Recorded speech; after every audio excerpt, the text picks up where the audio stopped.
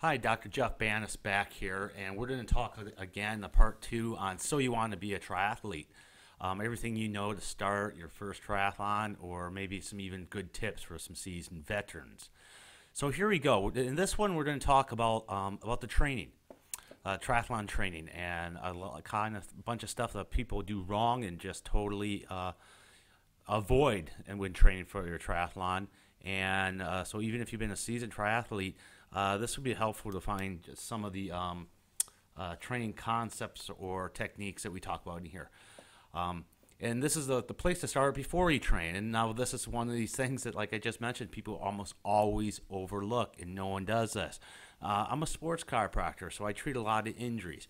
And I tell you what, I mean, if some people are coming in to me with knee injuries, shoulder injuries, back injuries, and one of the big reasons why is because they just start swim, bike, and run. Now, before you start doing anything for triathlon or endurance sports or whatever, ideally look for and get something called what's called a functional movement screen. And if you just Google your area functional movement screen and then your city, you'll probably find sports chiropractor, physical therapists that are doing it. And basically what this is, it's a biomechanical screen that's going to look at some of your movement patterns. And we have you people do a squat, a lunge, a sit-up, a few different things. And kind of the idea is if you can't do a basic squat, like this guy's here doing a good squat, if you can't even get in that position, pause this for a second, get up and see if you could actually do that, if you could get in that position. Or if you're doing it, are you leaning forward? Are your heels coming off the ground? The idea, if you can't even do these basic movement patterns, these basic positions that any 3-year-old can do, well, you're probably setting yourself up likelihood of some injury.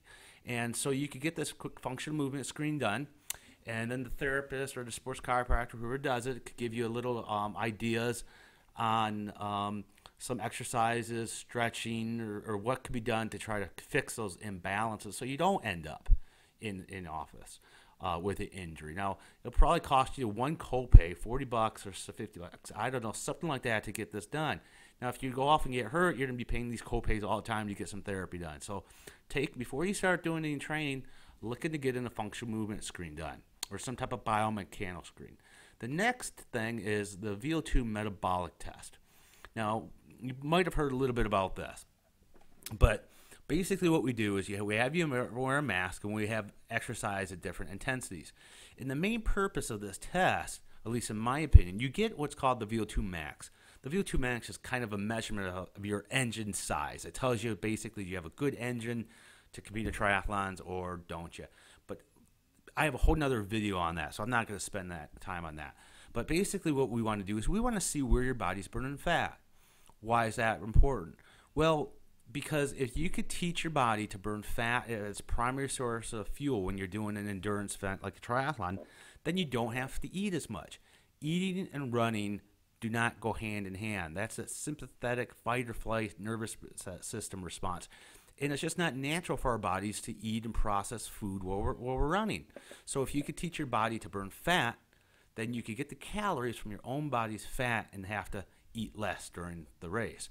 So the VO2 metabolic test, so what we basically do is have you hook up to a monitor here, and it measures different ratios of carbon dioxide to oxygen you're taking in.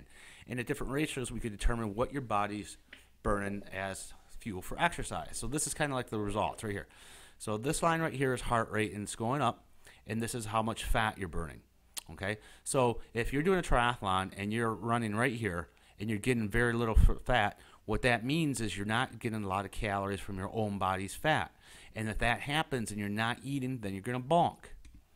Okay? So if you get this done right now, like let's say this guy, I had a guy, and you really want to do this test months before your race. I had a guy come in a month before Ironman Arizona, did this test, and he's like running right up in here. He's burning almost no fat.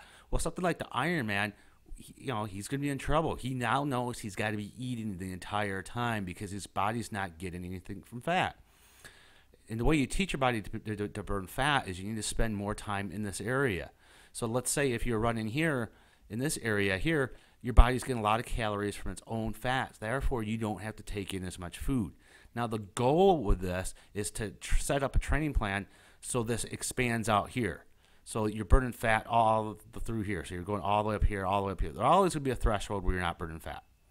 But the goal is to make this area here just like this area here. And you could do that with training.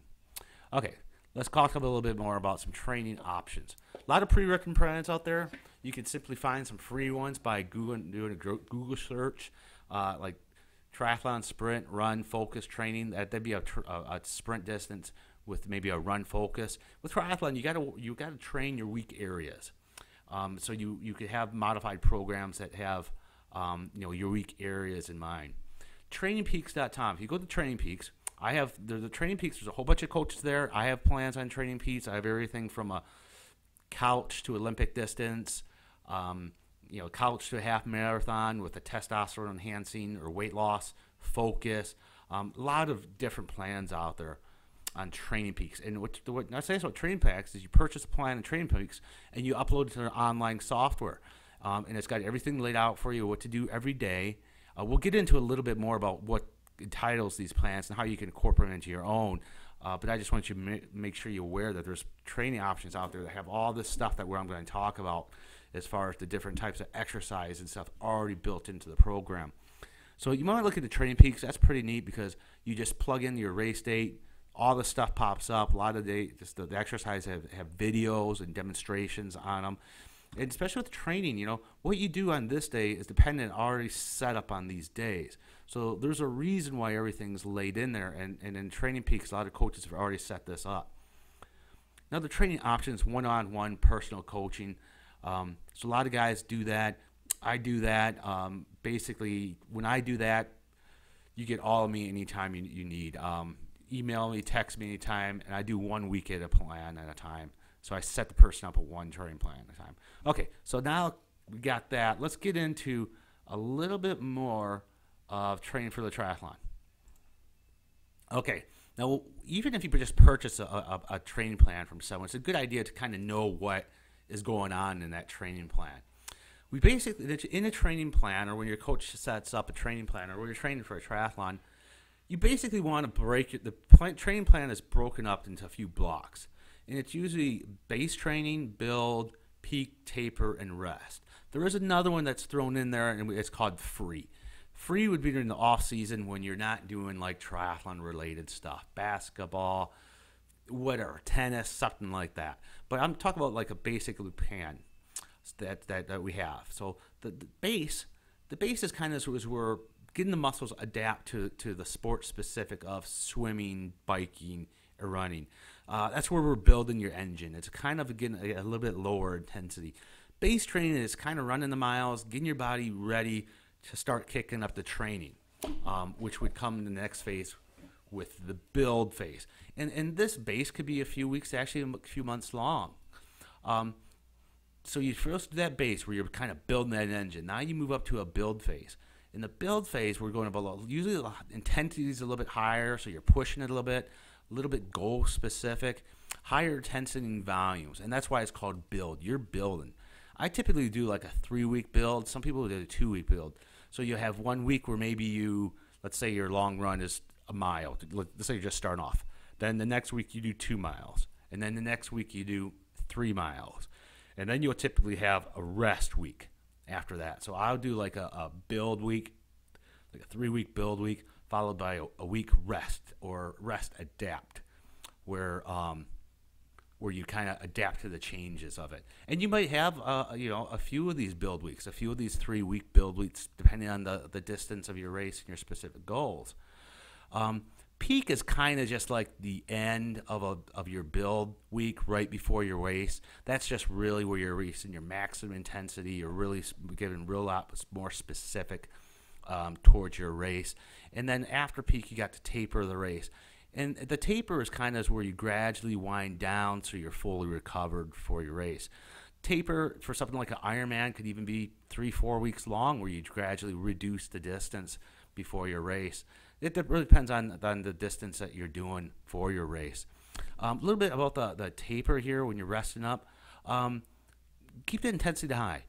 So you only go do a 15-minute bike during your taper or rest week right before your race, but you want to still keep that intensity high.